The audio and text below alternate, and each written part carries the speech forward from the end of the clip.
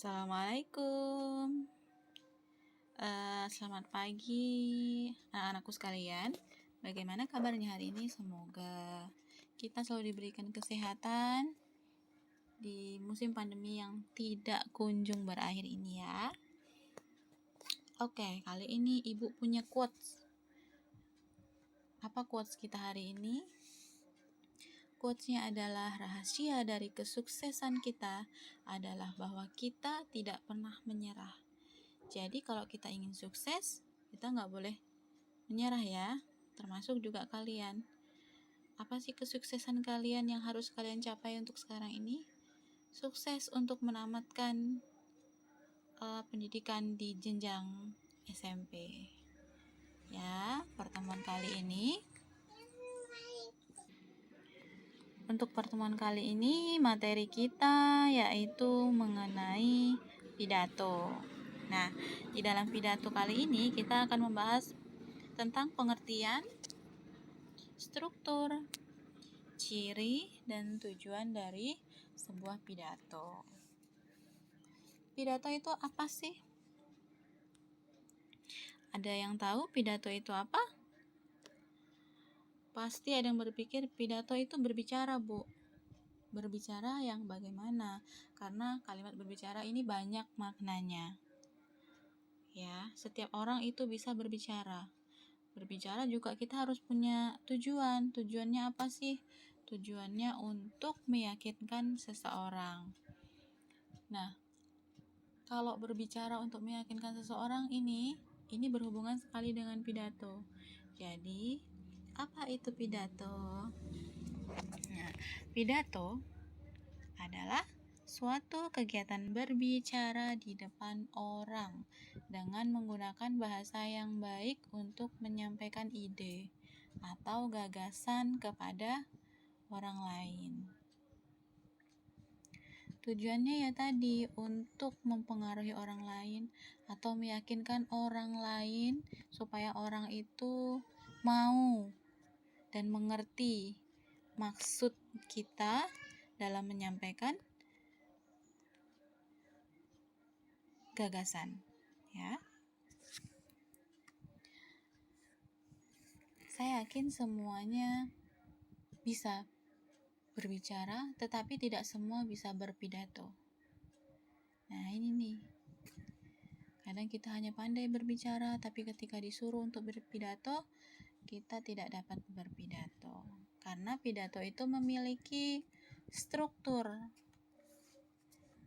Apa saja struktur dalam berpidato? Struktur berpidato ini yang pertama adalah pembuka. Pembuka ini maksudnya apa, Bu? Pembuka ini mencakup pendahuluan, salam pembuka, ya, kalimat sapaan, kemudian ucapan syukur. Contohnya seperti apa sih, Bu, salam pembuka? Salam pembuka itu Assalamualaikum warahmatullahi wabarakatuh. Selamat siang, ya, itu adalah salam pembuka.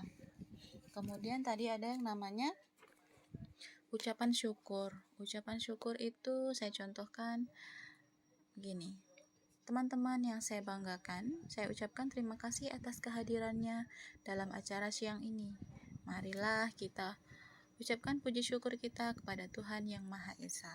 Nah, itu sedikit contoh ucapan syukur kepada Tuhan. Kemudian ada juga ucapan terima kasih. Ucapan terima kasih itu kita sampaikan kepada orang yang sudah hadir dalam acara yang kita selenggarakan. Kemudian ada juga kata sapaan. Sapaan itu misalnya kalau dalam pidato, teman-teman sekalian yang saya hormati. Nah, itu merupakan sapaan. Kemudian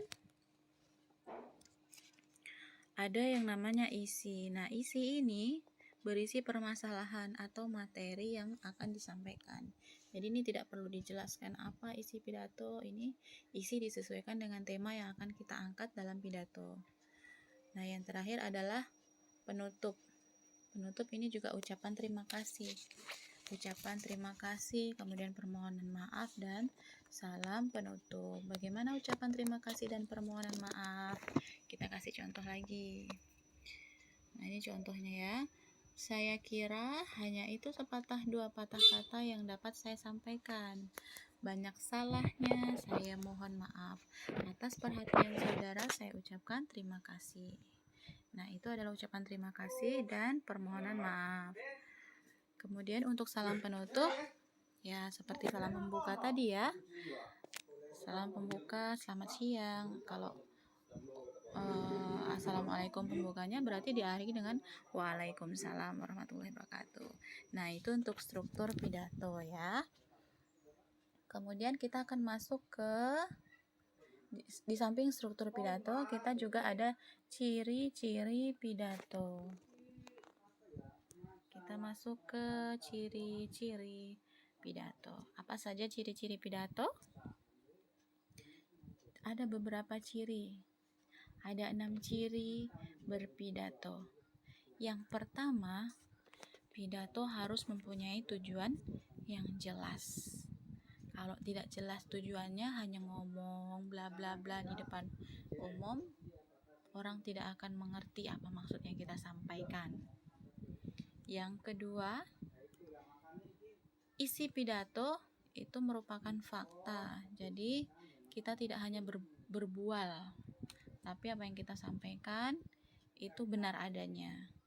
Yang ketiga, cara penyampaian sesuai dengan para pendengar. Jadi misalnya pendengarnya itu siswa, jadi kita penyampaiannya secara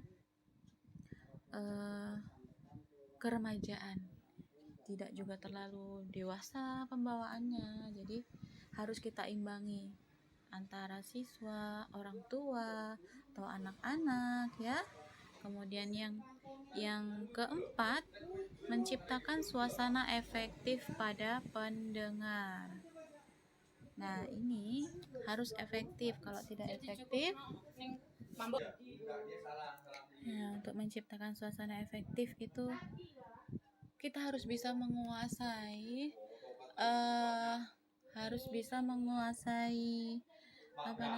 suasana ya. Jadi dalam penyampaian kita di depan itu tidak hanya berbicara, sedangkan pendengar itu juga berbicara. Jadi kita tidak bisa fokus menyampaikan apa yang kita sampaikan kepada pendengar. Kalau kita berbicara terus pendengarnya berbicara juga, jadi apa yang akan kita simak ya. Lalu yang kelima, penyampaiannya harus jelas dan menarik. Bagaimana orang akan mendengarkan apa yang kita sampaikan? Kalau penyampaian kita tidak jelas dan tidak menarik, orang akan bosan. Kemudian yang terakhir, menggunakan intonasi, artikulasi, dan volume yang jelas. Jadi, ketika kita berpidato, kita harus menggunakan tiga ini, intonasi, artikulasi, dan volume yang jelas.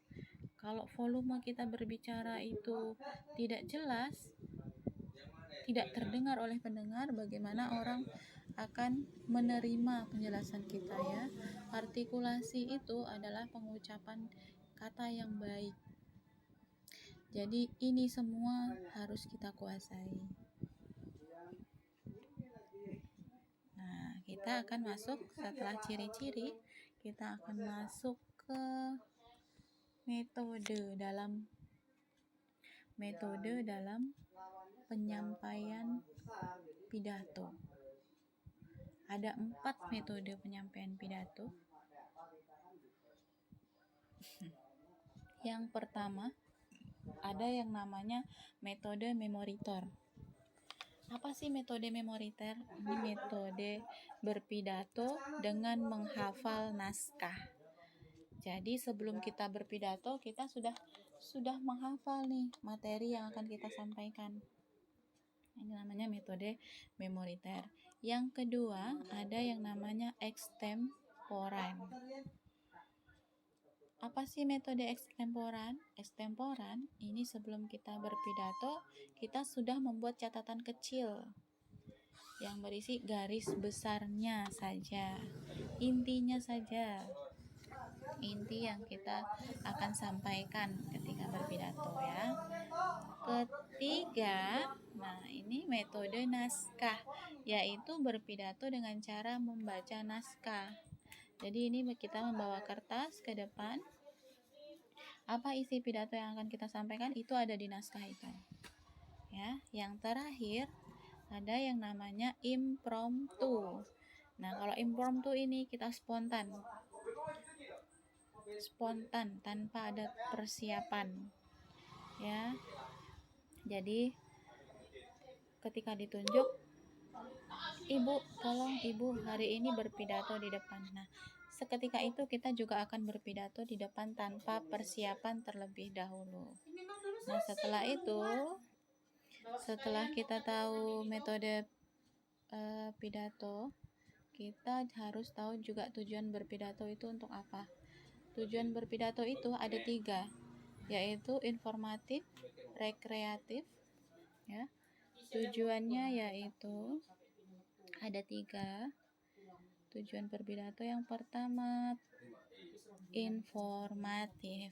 Bagaimana sih tujuan informatif itu? Nah, di sini tujuannya untuk memberikan informasi kepada pembaca atau pendengar. Jadi ini semua berkenaan dengan sebuah pengarahan tentang sebuah masalah atau penjelasan tentang suatu objek tertentu. Kemudian tujuan pidato yang kedua ada yang namanya pidato rekreatif. Rekreatif ini maksudnya adalah menghibur pembaca atau pendengar. Jadi saat kita menyampaikan pidato, sebaiknya kita menyelipkan beberapa hiburan supaya tujuan dari pidato kita itu menghibur. Yang terakhir